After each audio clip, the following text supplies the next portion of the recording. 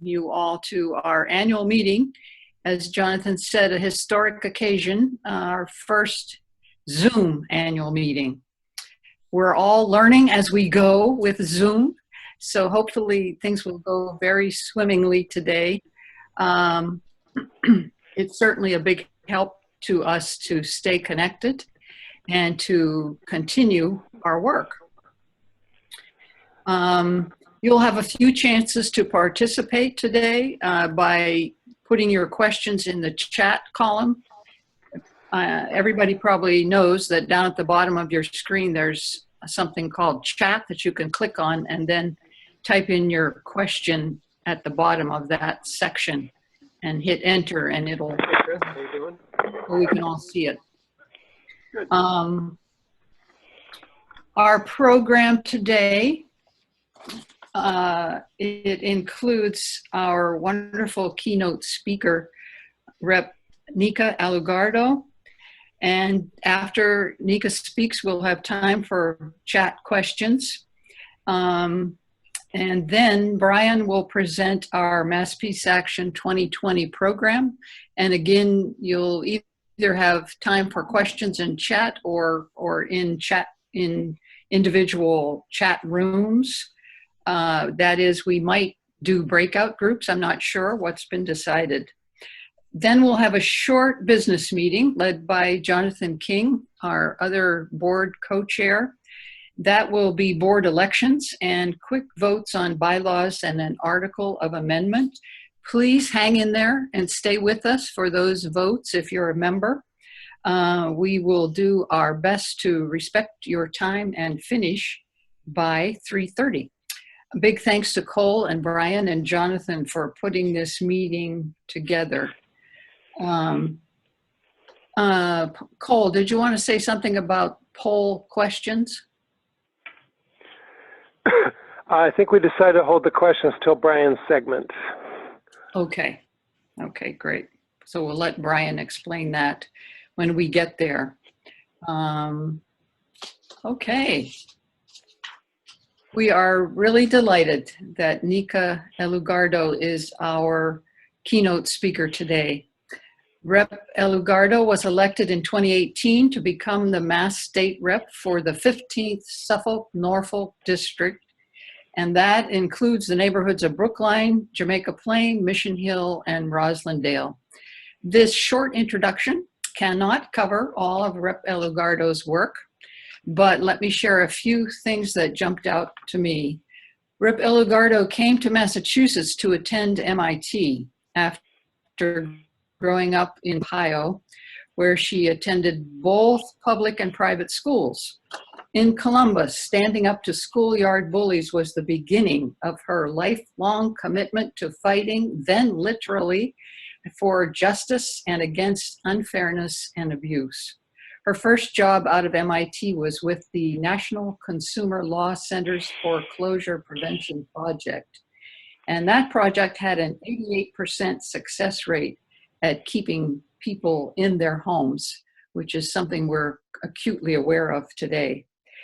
After law school, Nika became the founding director of MassSaves.org, a multi-sector collaborative that promotes economic justice in low-income communities statewide.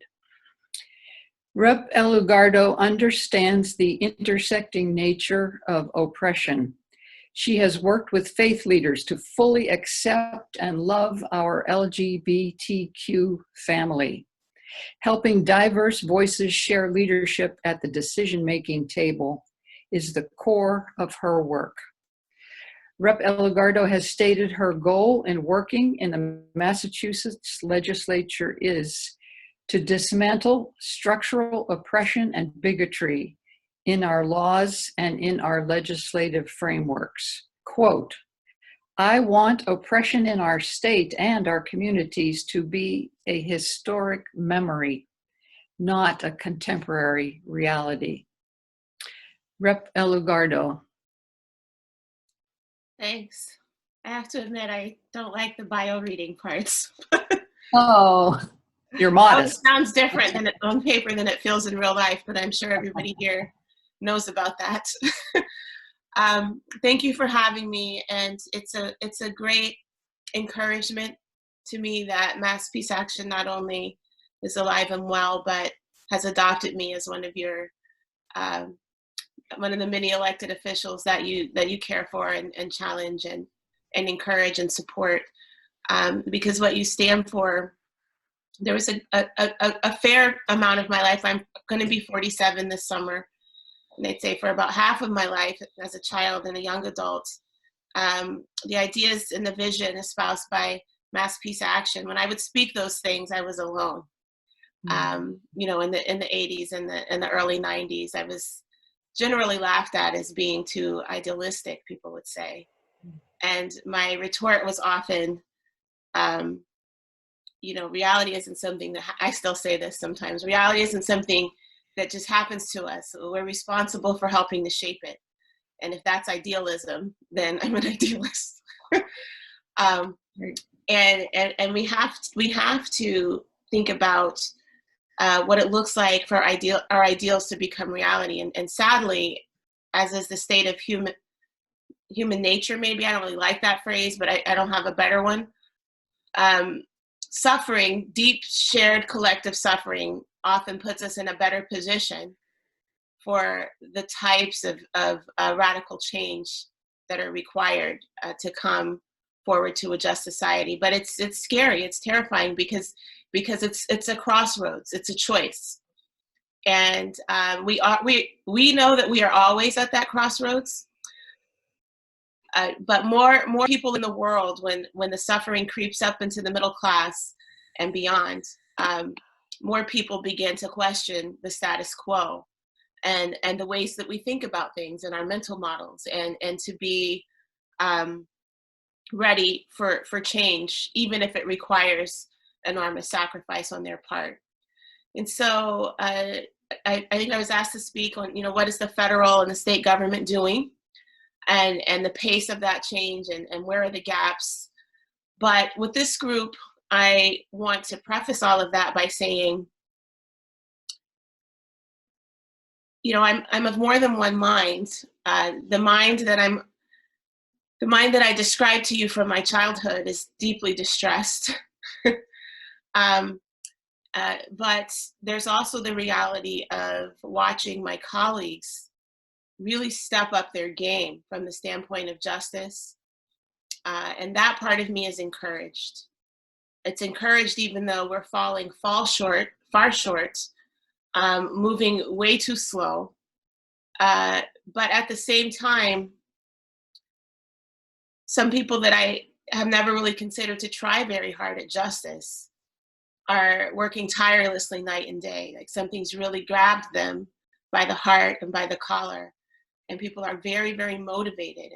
Not every single leader in the House of Representatives, which I can speak for most intimately of the government leadership, that and the Boston electeds of color, which also meet regularly. And we are, including our county leaders and our congressional leaders like Ayanna Pressley and Rachel Rollins. So we meet on Fridays during this crisis.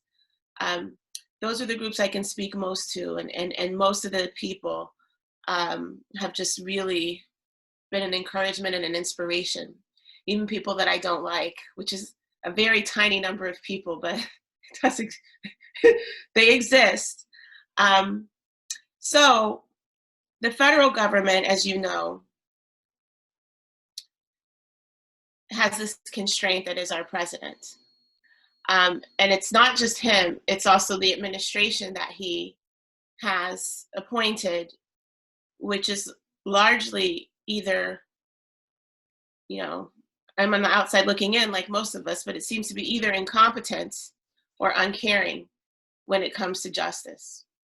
And those that might have talent and competence and care must be hidden by the general culture of his administration. And so even when they purportedly try to do good, it generally just reflects their values of the rich, and not even all of the rich, some subset of people that President Trump identifies with and sees as important in his life. And we all know that kind of thinking, let alone legislating, and policymaking is incredibly destructive, even when you're trying to help. The unintended negative consequences abound. And I don't need to go into details on that. Probably many of you know some of the details better than I do. But it is a real constraint, but it also presents a clear foil and opportunity for us in working with Congress that maybe hasn't been present outside of the COVID-19 crisis, in that Republicans are more likely to work with us on some things that would be considered progressive things. Now, the trick we have found in talking with Senator Kennedy and Congresswoman Presley is that's who reaches out to me about these things, is that even when relief is promised to, let's say, poor people, small businesses, mom and pops, the most vulnerable, gig economy workers, people receiving SNAP benefits, it is consistently implemented in a way that siphons off most of the value of whatever package we're talking about for the rich. And it does that structurally by making things easy. Well, they make things accessible for themselves, which is making it accessible for the rich. And people that speak different languages, people that don't have a social security number, which is lots of tax-paying people even, so they've invested money in the economy and cannot get it back out at this time, are completely left out. So that's many of our, or all of our immigrants without documentation. Many of our mixed status families are not eligible for much of the relief that's been provided. And so even when we look at the businesses, the business packages, large and savvy businesses are taking out all the money. It's run out. For example, the program that's called PPP, Paycheck Protection Program, was established to reimburse essentially companies that keep paying their workers. And that money has run out, and so far it looks as though largely the companies that need it the least were able to access it the easiest. And all of that was predictable, and there were congressional leaders, I know from Massachusetts and other places, fighting that and trying to mitigate the problem. But there's an active and aggressive effort to do that. There's an active and aggressive effort to make sure that no money is spent on reproductive rights that comes out of these packages that relate to healthcare. And I don't know why it blew my mind. I don't know. I was shocked that anybody could even be thinking about that at a time like this. But apparently that was a holdup for some of the earlier legislation that ended up passing in the form of the CARES Act. And even now, where the Republicans are agreeing to refund the PPP, the Democrats are unable to cut a deal with them that they find satisfactory. And so they want to add more things into it. So anyway, there's all that going on, and it leaves state legislators across the country with huge gaps in our information about what's going to be needed. How much of the benefit is going to come into our economy, how much of that is going to go towards our state budget, how much of it is going to go towards our residents. But one thing we can count on, and this is what many progressive advocates are saying, we know that poor people and immigrants and people who are incarcerated are going to get the raw end of the deal. So we can go ahead and legislate on that stuff, because the need, even if the federal government was deeply progressive and working really hard, there would be no way to meet all of the need without tremendous support from the state. So we have filed, I haven't counted in about a few days, and there's a few pieces of legislation being filed daily, but I think it's around 70 pieces of COVID-19 legislation. And I would say the vast majority of that is progressive. I have co-sponsored over 50 of those pieces of legislation. And the key areas are in cash assistance and unemployment insurance when it comes to individual assistance. So there are various cash assistance bills aimed at some of the populations that I mentioned.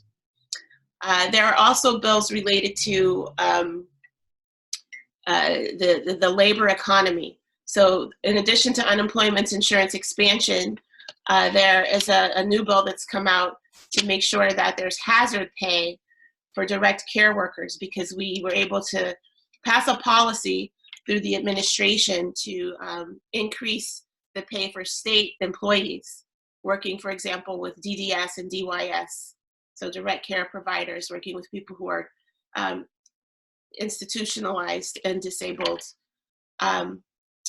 But the already lower paid workers in the private sector, in the direct care economy is one where people are paid less, and very often immigrants and people of color, and always generally poor people. They're essential workers. They're continuing to work. They're not able to come home sometimes if they are caring for someone who's COVID-19 positive. It's very frightening work. Many of them are head of households, single parents. They're unable to go home to their children. And when they are, it's terrifying because they don't know whether or not they're bringing infection into the home, caring for adult parents, etc. I sit on the Children's, Families, and Persons with Disabilities Committee, and we had SEIU 888 come and present to us, and they had members from the different sectors within direct care come and represent their labor group. So DDS workers, DYS workers, DTA, which is overseeing nutrition and SNAP benefits. They've all had their workloads dramatically increased, whether it's because there's been a 4-fold increase in people applying for food stamps, or whether it's because in group homes for that are DDS group homes, the folks are not able to understand social distancing, and the infection rates are higher, and the death rates are higher. And so despite that, their pay is very, very low. We can do something about that, and we need to. We also need a House member, I think it was Christine Barber, and then Senator Eldridge, just this last week filed legislation to make sure that every taxpayer, every immigrant taxpayer, regardless of whether or not they have a Social Security number, receives a stimulus check. So there are a lot of things that we can do. One of the big challenges, despite the fact that on the House side, I haven't heard such good news on the Senate side, but on the House side, the leadership seems transformed. I think a lot of the work that we've been doing together as a branch to shift more progressive all year, it hasn't all been external work. There's been, I know we're mass peace action, but we are in a war for justice. And it does have some very military-like components in the sense of, we need our ground teams, we need our air teams, we need our special operations, we need our people that are gathering intelligence for our peaceful revolution. And I think that the progressive wing in the Democratic Party has been very imperfectly, but much better at supporting each other and playing those different roles, having difficult, hard-hitting conversations behind closed doors with leadership, having caring, loving, relationship-building conversations with some of those same people, challenging people publicly, lifting people up when they do the right thing. And that work is really paying off. And it's the work of dozens and dozens of people, even people you wouldn't suspect or even think of as being progressive, but who care about justice in different ways. And so for the most part, the leadership is more open, more asking for our feedback, more accessible in my experience than ever. Does that mean that we're moving fast enough? No. The levels of competence for executing any sort of justice-oriented policy were never high, right? So what I feel that I can say is that most of our leaders, and I mean that in the broadest sense, we have committee chairs, as well as, we have a majority leader, we have assistant majority leader, the speaker, there's all these different kind of leaders. Most of them seem to me to be trying their level best and then some, working harder than I've ever seen most of them work, and smarter in many ways, and involving us in that work. Now there's skepticism about whether that's going to produce real legislation. So a major obstacle is that we have not figured out how to constitutionally bring 160 people together under the current public health crisis and vote. But counter to popular belief, people are working really hard on that. Now, I am not one of those people in those rooms, so I can only speculate as to whether if there were different people in the room, it would be happening faster. But I know they're working hard, and I've seen at least somewhere between 5 and 10 proposals that have been submitted to House Counsel, researched, and found wanting from a constitutional perspective of what's possible. And there's a slowness, which I agree with, this particular slowness, to bring all 160 of us together in the State House. It feels like a really bad idea right now.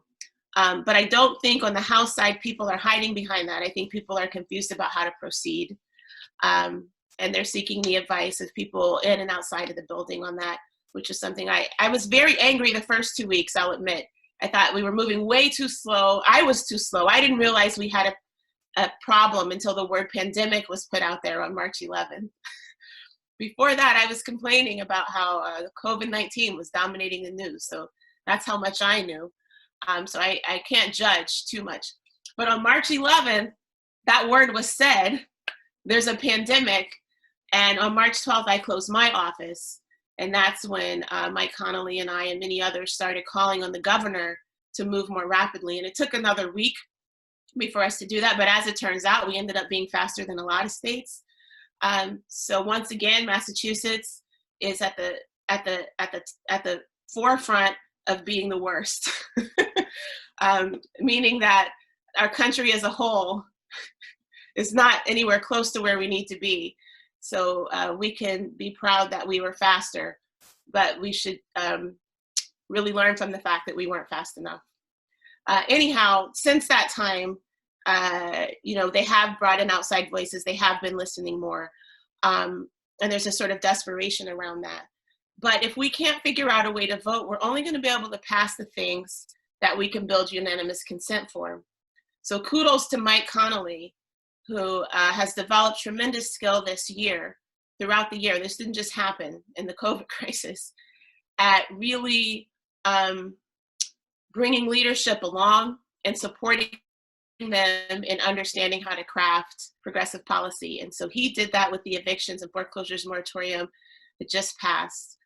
And trying to do that in a situation where you need unanimous consent is difficult, even though very often the speaker is looking for that anyway, before he'll let anything go to a vote. So it's a scary time legislatively, because as usual, the people that are suffering the most, they're not us. They're not the 200 legislators. So while we experience a type of urgency, I can't help but believe that if the legislature were composed of those immigrants and gig economy workers and elders with pre-existing conditions who had to stop working earlier because they were wise enough to understand that their health was in danger before the governor was, if that was who was doing the votes, I'm pretty sure we'd have a lot of legislation that had gone through already by now. But pointing that out to my colleagues isn't helpful at a time where everybody's being traumatized and everybody's working really hard on constituent services. Everybody's hearing from people who are unemployed and struggling, and everybody wants to make it better.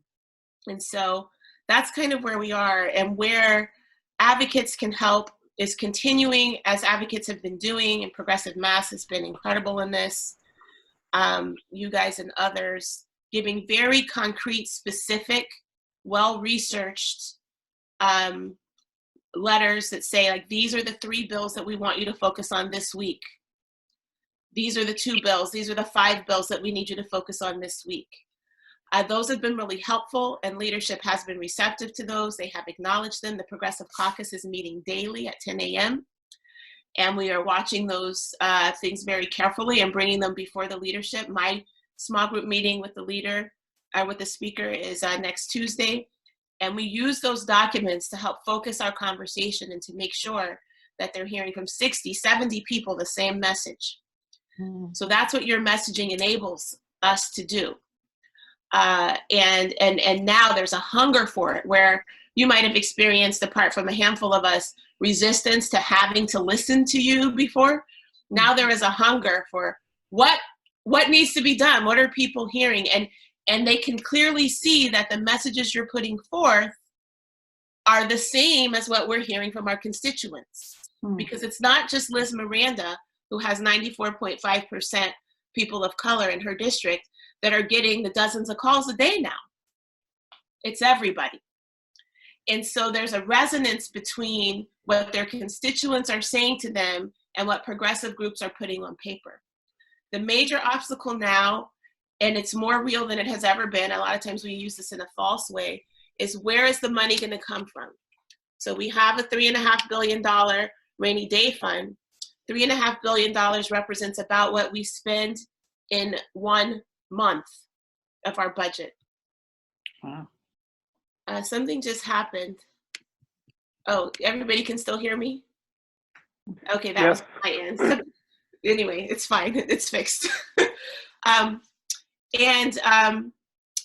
Predictions for shortfalls in revenue for the fiscal year coming are between $4 and $6 billion. I think it's going to be closer to $7 billion, based on some things that I've heard. And of the billions of dollars in aid coming in from the federal government, only a couple billion so far is going to go directly into our budget. I happen to be sitting in a place where I was taking some notes from our budget roundtable. Let me see if I have anything interesting here. Yeah, I guess I didn't put that right in this exact spot. Oh, there it is. Yeah. So yeah, less than a couple of billion will go actually into our state budget. Now there's another package that Congress is working on now, and it has municipal and state money in it, along with hopefully our progressive congressional leaders are working on making sure that there's infrastructure broadly defined to include what everyday people need, and not just sort of roads and banks and internet.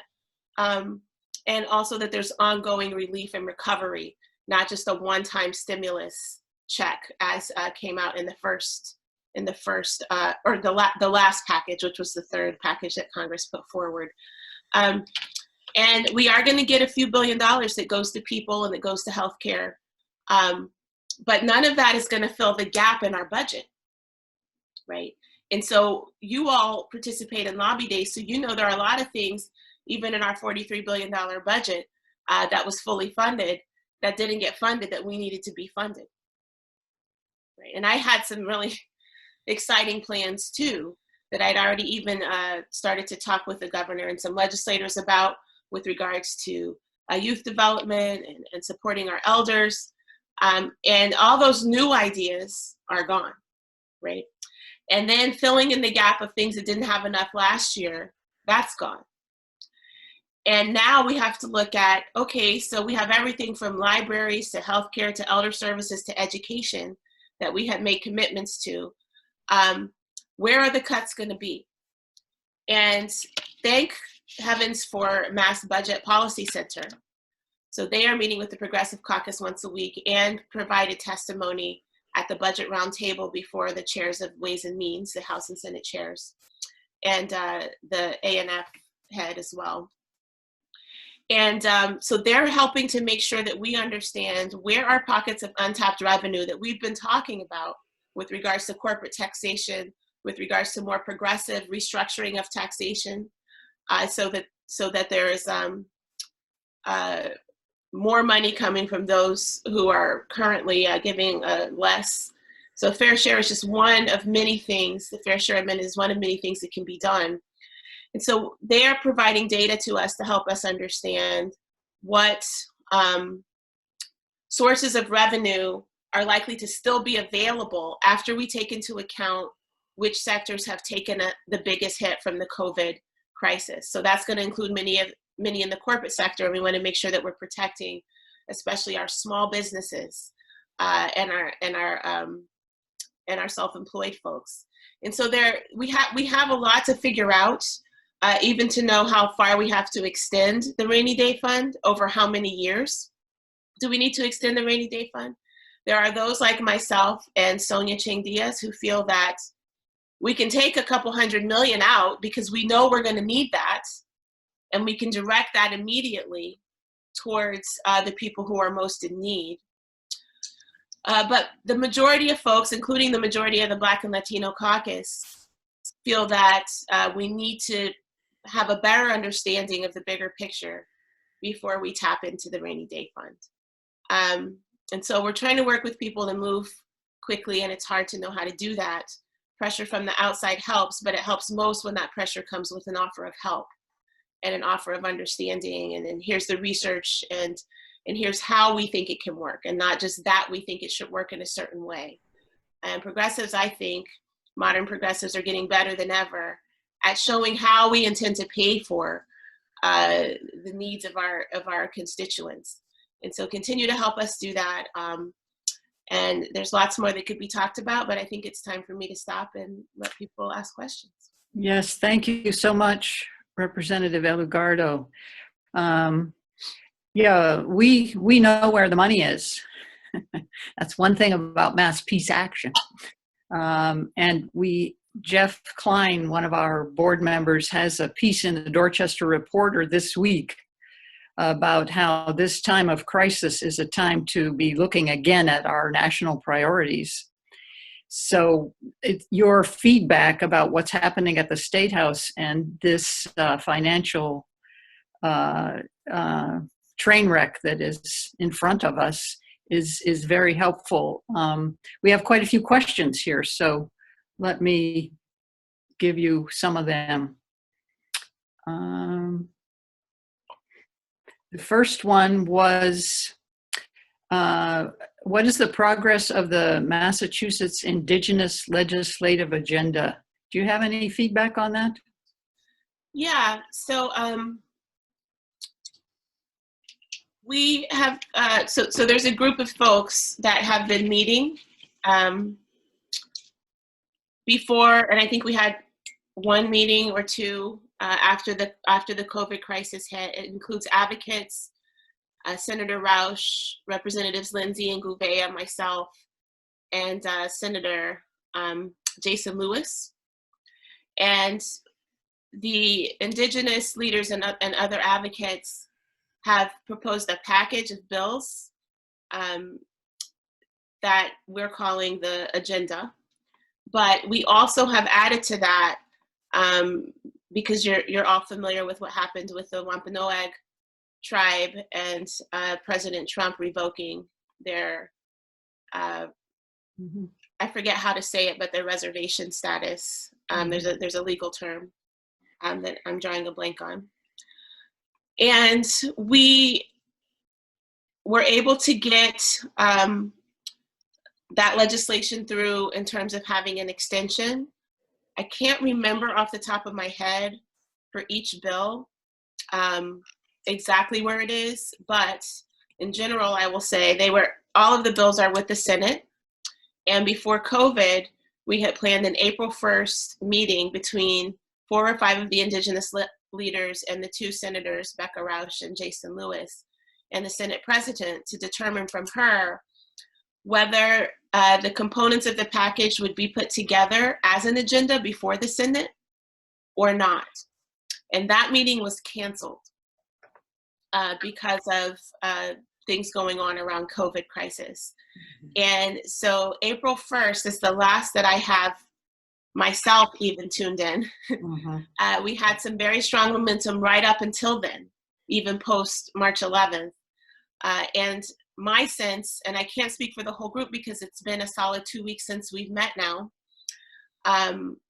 but my sense is that we still feel very confident that we're going to have some movement as soon as regular legislation comes back into the forefront of the business at the House.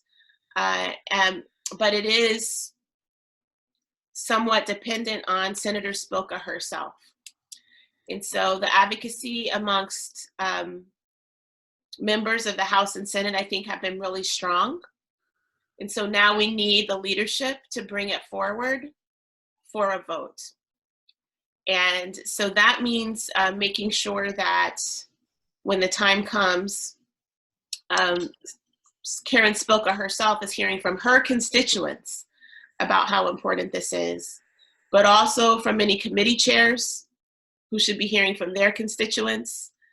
And that means really any committee, but particularly judiciary and rules, I believe, and education are the, definitely judiciary and education. Sorry, I didn't have those. I was focused on COVID as I thought about this, so I didn't look up where those were. No problem. But one or two of our bills are in education, and one or two, I think, are in judiciary, or maybe municipalities. Anyway, we could know that. We could look that up easily and know it. But particularly the bills where it is, making sure that their constituents are hearing from them, the chairs and members of those. You just go in MA legislature, find the list, and have your folks across the state who are constituents call them and ask them to tell Senator Spilka that this is something that cannot fall through the cracks, particularly as the indigenous community is particularly hard hit by COVID. And in Massachusetts, we have this added stress on the tribal communities because of what's going on with the Wampanoag tribe. Thank you. There's a number of people are concerned about having voting by mail in September and November, and also saving the post office. We don't have too much time, but if you could comment on those issues. I feel pretty good about those. Those bills were filed last week. I think there have been a lot of co-sponsors already. Again, on the House side, there's no lack of strong legislation that's been filed with support. Like, I filed legislation, and with one email, I got 30 supporters on legislation for added unemployment insurance benefits for elders who had a COVID related pre-existing condition and stopped working earlier and would not be eligible. And I'm like a rank and file, files a piece of legislation. All these people sign on to it without much effort. 70 people signed on to my SNAP letter going to our congressional delegation, and they only had one business day to sign on. And that was allowing for EBT groceries. And so things like that are not even at all controversial, which is the case, at least in the House, for early voting and mail-in voting at this time. The problem isn't having legislation. The problem is making sure that we have that competence and execution to get the process moving. We're always really slow and lethargic around that. And we have all kinds of excuses for why that I don't agree with largely. But really putting on the pressure to say, figure out a way to get it done is where we're at now, versus like, we need legislation that's going to do this thing. Thank you very much. The time we have allotted for questions is up. Cole or Brian, is there a way we can save these questions and get them answered after our meeting? Yes, we can gather these questions, and to the extent Rep. Elugardo has time, we can ask her to answer them by email and circulate the responses. Rep. Elugardo, can you do some of that? Yeah, I'll get help. I don't know how many questions we're talking about. Good. Yeah, pretty flat out. But I mean, you could pick the ones you seem most important or whatever. You know, you wouldn't have to do all of them. What I would probably do is I would probably reach out to the Progressive Caucus and say, can everybody take a couple of these questions for me? and in this way, we'll get the answers back. Yeah. But yeah, we can definitely do that, especially if you stay on me about it. I'm just going to answer it quickly because I'm scanning through. With regards to undocumented people, and I'll also say people who are incarcerated, the courts have really helped us out on that. So there has been progress. Some people are being released, but there needs to be advocacy for specific individuals who qualify, whether it's for medical reasons or because they have a nonviolent crime in the case of incarcerated persons. And also for ICE, like the degree to which you can call on behalf of individuals. And so some of the advocacy organizations have given us lists and made that easier. And of course, constituents are calling. So that's where that stands. Thank you.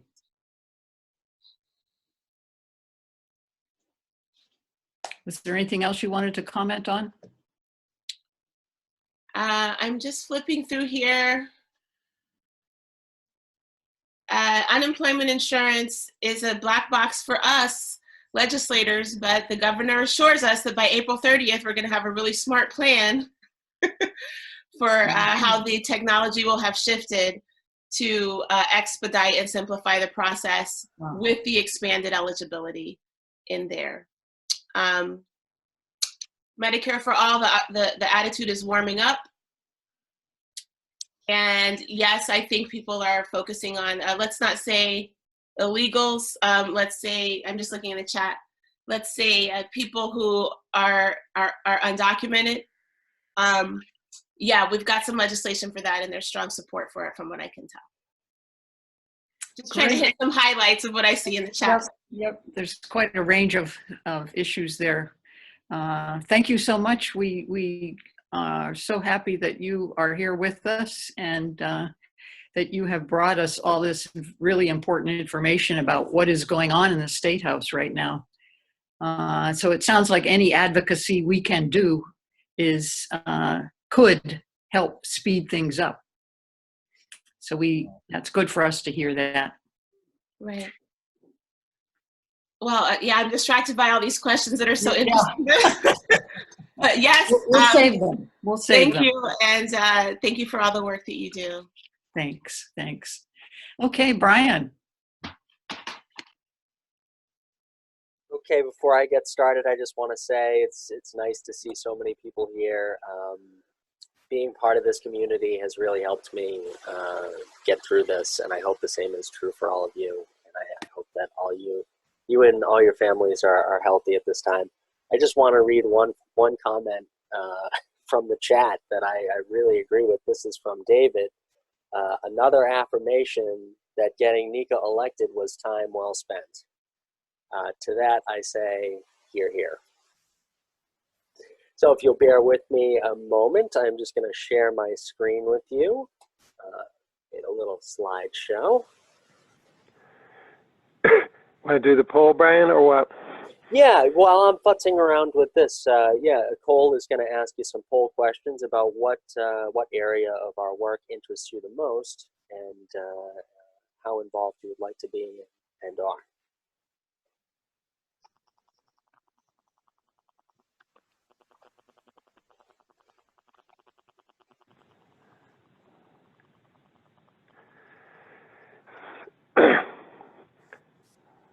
Can everyone still see the poll despite the fact that I shared my screen? Okay, good. I don't get the poll on my end. So you should see the poll on your screen, and it's asking you for your top peace and justice issue. And I'm already in the nuclear disarmament working group. Yeah, we're just trying to get a sense, Susan. And there's like 106, 108 people on. And wow. Yeah. The second question is, do you participate in the MAPA working group that addresses your top issue? We got 23 votes so far. Yes, we are a democratic organization. So do I say yes, that I'm already participating? Yeah. Yes. Yeah. Okay. But time is short, and I have to describe all of our areas of work in 15 minutes. So everyone, wish me luck. There's a lot that we do here at Mass. You can probably go ahead, Brian, while this is up. Yeah, sure, absolutely. This is our 2020 campaign plan and a description of our program efforts for hopefully our first and only Zoom annual meeting. So, as Susan was just mentioning, nuclear disarmament continues to be one of the most important areas of our work. It's really what we started on, and it's still extremely important. Efforts that are going forward right now are to support the Fund Healthcare Not Warfare program. You'll hear in depth about that later on. This is really an economic argument as to why we need to oppose the $1 trillion expansion of our nuclear weapons. These are weapons that if we ever use, will be done. So it's really a waste of $1 trillion. along those lines, we are going to put no first use and back from the brink slightly on the back burner for now as we focus on the economic argument because of the COVID crisis and how clear that makes things. Unfortunately, like so many events, the wonderful threat of nuclear war conference held at MIT has to be postponed. It was supposed to be held earlier this month, and for now, we're looking at the fall for that. Another effort of that group is going to be expand the work regionally. Beyond just Massachusetts to include New Hampshire, New York, New Jersey, and Pennsylvania as well. Ending war without end in the Middle East obviously continues to be one of our major efforts. Right now, in light of COVID-19, we are working to end sanctions on Iran. As I'm sure many of you know, Iran is one of the nations that has the most cases and most deaths associated with the coronavirus. And this has a lot to do with US sanctions that are preventing medicine and medical equipment from getting in. So it's really an opportunity to redefine sanctions in the American minds. They're not a means of diplomacy. They are warfare by other means. Our Middle East Working Group is hosting a series of webinars. We will have one tomorrow at noon on Syria, featuring Jeff Klein and some voices from inside Syria as well as Syrian Americans. And we will plan future webinars, another on Iran, and touching all of these countries in the Middle East that we're so involved in. The Raytheon anti-war campaign, our work continues despite the virus. We just had a webinar yesterday with Professor Shireen Aladimi on the origins of the Yemen war. And unfortunately, we're not able to hold rallies, as I'm sure many of you are going through the same thing. But we have a wonderful slide presentation that is available to be shown for faith communities and schools. And once this is all over, we're going to expand our efforts on campus to make more connections with student groups. We've had a lot of luck with that. We have also launched a change.org petition encouraging Raytheon to use their ability in manufacturing to make ventilators and not bombs. It's another way to pressure them in light of this crisis and to get more people on board. Our peace work in Korea continues as well. As you know, the Korean War never officially ended, and now it is 70 years old. So we need to redouble our efforts to raise awareness of this issue and support a peace treaty to officially end the war in Korea. We're supporting Ro Khanna's HRES 152. We're having webinars to put a spotlight on Korea while we can't all get together. Those have been put on in partnership with Mass Korea Peace Campaign and Korea Peace Now. Held a very successful webinar with, I believe, over 200 participants, one of our most successful to date. Unfortunately, the lobby week had to be moved to virtual, but that will be going on from June 1st to June 5th. So we encourage people to sign up and participate in that as well. Latin America and Caribbean working group. This is very exciting. It's one of our newest working groups. It came about after a presentation put on by Sonny Robinson and Jean Gallo on the immigration crisis. As I'm sure many of you know, we're living through the biggest immigration and migration crisis since World War II. And yet, immigration issues are often treated as a domestic issue, when we all know that they are deeply connected to U.S. foreign policy, to sanctions, to interventions, to the drug war, to the arms trade. A lot of these people are fleeing violence done with weapons made right here in the United States, in some cases right here in Massachusetts. So we need to make those connections Lift the Sanctions is a new coalition that's connecting Eastern and Western Mass. We've already hosted webinars on Venezuela and have an upcoming webinar on Venezuela and Cuba. We're also working to defend immigrant rights right here in the Bay State, supporting the Safe Communities Act and opposing ICE raids, and also demanding the release of those who are detained right now to stop the spread of the virus. We're also opposing U.S. support for coups, as we have seen in Bolivia and as we see threatened right now in Venezuela. Palestinian rights continues to be one of our main areas of work. We need to maintain the right to boycott.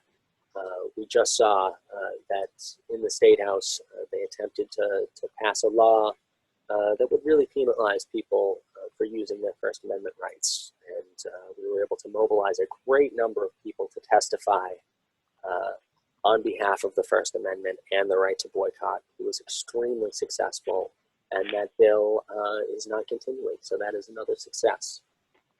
We are also supporting the Palestinian Children's Bill by Betty McCollum to try and get more co-sponsors to restrict U.S. aid that is being used to detain children. We're also doing efforts at the state level, opposing legislatures from taking those junket trips to Israel. There's huge conflict of interest there. We're also opposing Massachusetts police departments going over to get training from the Israelis. Obviously, we feel that is wildly inappropriate for them to be learning how to police here in Massachusetts from Israel, considering what they're doing. We're also working to expand coalition partners into a statewide group, and this is going to take a lot of effort, but we think it's going to pay off, and hoping to plan a conference next winter, early in 2021. The Fund Healthcare Not Warfare efforts, this is new, and I mentioned this a little bit before. We are lucky enough to have as our board co-chairs a professor of microbiology in Jonathan King, and a retired registered nurse in Rosemary Keene. So we're uniquely qualified to put on events explaining the coronavirus and how it relates to our work. So a series of webinars have been planned. They're going to be bi-weekly, and there's one tomorrow night at 7 p.m., and it will feature union organizers for hospital workers, frontline doctors, someone from the Mass Nurses Association. It's really going to be an all-star panel. I really recommend tuning into that. But this is an effort to make the connection between what we're going through right now and an effort to redefine national security. Our near $1 trillion military budget is not protecting us from the coronavirus, which has now killed over 35,000 Americans. So we need to use this crisis to reveal the vulnerabilities that we truly face and to reprioritize. It's an opportunity to do so. Along the same lines, supporting the people's budget and moving Pentagon spending to domestic needs. It's not just healthcare, it's public transportation, it's education, it's housing, it's the environment, and we need to move the money from the Pentagon. As you can see from this graph here, it's absurd. Our level of spending on the military is over half of our discretionary spending, and that just cannot continue. So we are going to be supporting the people's budget out of the Congressional Progressive Caucus, which presents an alternative vision, which is important to have. And we're going to continue to support the Green New Deal, Medicare for All, and taxes on millionaires, and then to oppose the the horrible and unnecessary Trump tax cuts, which are just a giveaway to the rich. Our racial justice and decolonization group continues moving forward. They help us make sure that we remember that white supremacy and racial justice issues touch every piece of Mass Peace Action's work.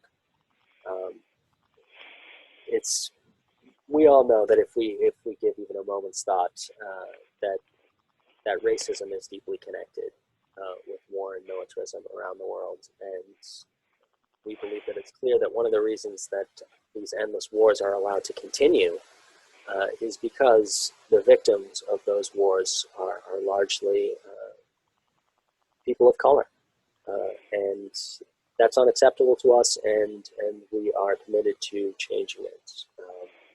So the Racial Justice and Decolonization Group is putting on study sessions. They just finished up reading How to Be an Anti-Racist. I believe they're going to continue that program of study. They are collaborating with the Poor People's Campaign to change our state flag and seal, the Indigenous agenda, which Rep. Elugardo spoke a little bit about.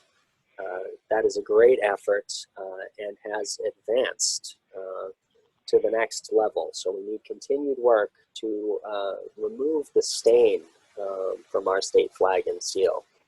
On a personal note, I was ignorant to this fact. I think a lot of people were, but I've had to take down my flag, and I am eager to put up a new one that represents us well and does not discriminate against our Indigenous brothers and sisters. Peace and climate is another incredibly important area of our work, and really speaks to the intersectionality of all of these progressive issues. Just like the coronavirus, the threat of climate change is one that we have been talking about for a long time. But when it comes, we're afraid that people are going to say, oh, we didn't know. We weren't ready for it. Just like we're seeing with this coronavirus. So we need to make the connection between militarism and environmentalism. And they're there for us to make. The Pentagon is the single largest emitter of carbon dioxide into our atmosphere, single institution in the world. And its role, and this explains our presence in the Middle East, is to maintain our reliance on fossil fuels. So we need to include that in our work. And we need to work with wonderful groups that have sprung up to organize around this, to push for a Green New Deal in partnership with the Sunrise Movement, with Extinction Rebellion, with 350 Mass. There are lots of great groups, and as I said, it really speaks to the intersectionality. Progressives need to come together so we can achieve our goals, and peace and climate go hand in hand. Our peace voter efforts, as I'm sure many of you know, we do endorse candidates and we try and push them in the right direction to institute the policies that we want.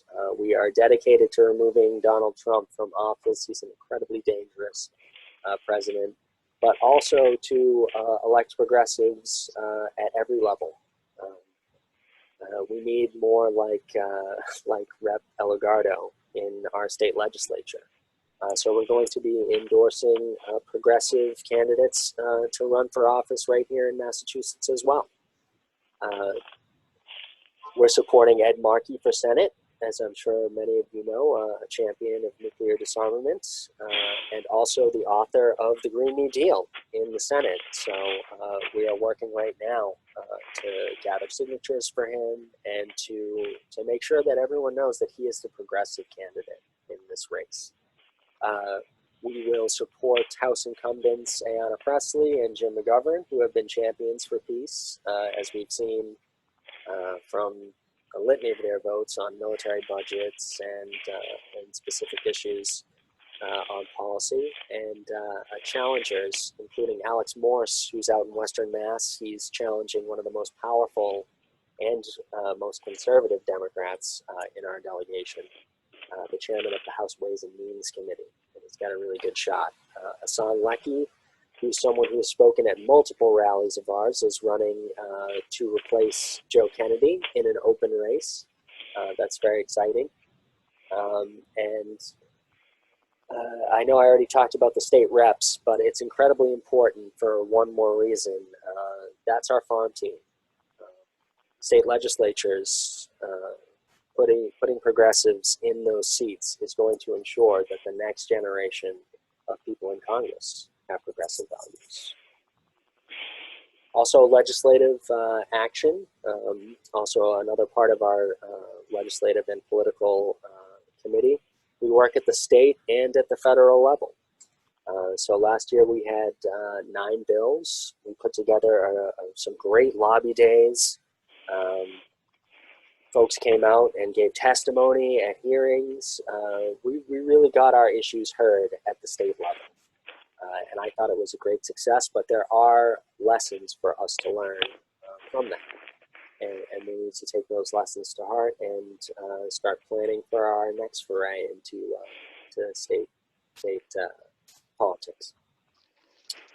But we're also supporting certain pieces of congressional legislation at the federal level, and calling for op-eds and letters to the editor and lobby visits in order to get support for that legislation. We're also working with other groups like Mass Alliance and Our Revolution to emphasize peace issues as well. And we are trying to build our legislative and political committee to do more of this important work. On an organizational level, this is really thanks to the work of John King, who has developed an entire plan for this upcoming year on how to build our working groups and make them stronger and more focused. This is something that I really want to hit on. I'm sure all of us were worried about how our work was going to continue when we couldn't meet together. But I have to say that I am incredibly proud of how Mass Peace Action has responded, and that means how you have responded. We rely on volunteers, and I have to say right now we're doing more events than ever. And that speaks to the response and how hardworking you all are. And I just want to say how much I appreciate it and how proud I am of all of you. So we're developing a program committee so we can work together. So we're amplifying our efforts and not stepping on each other's toes. And we're also working with our national organization to make sure that we're helping the other affiliates and we're making our organization more democratic. That's incredibly important to us. And last slide, I know I've gone on, but there's a lot of work to cover. Communications, because, you know, if we're doing all this great work, it doesn't matter much if we don't get the message out. So communications is extremely important.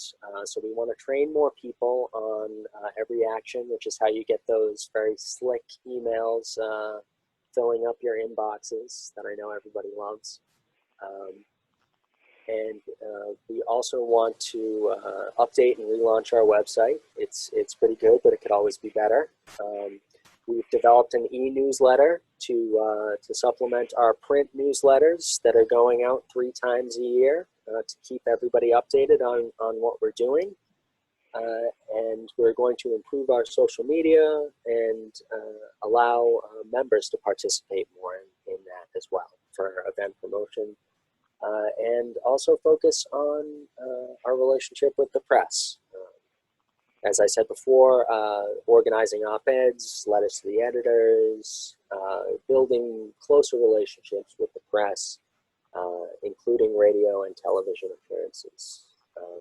So that's a lot of work, and we're going to need your help to do it. So I have no doubt that together we're going to be able to push our peace agenda forward.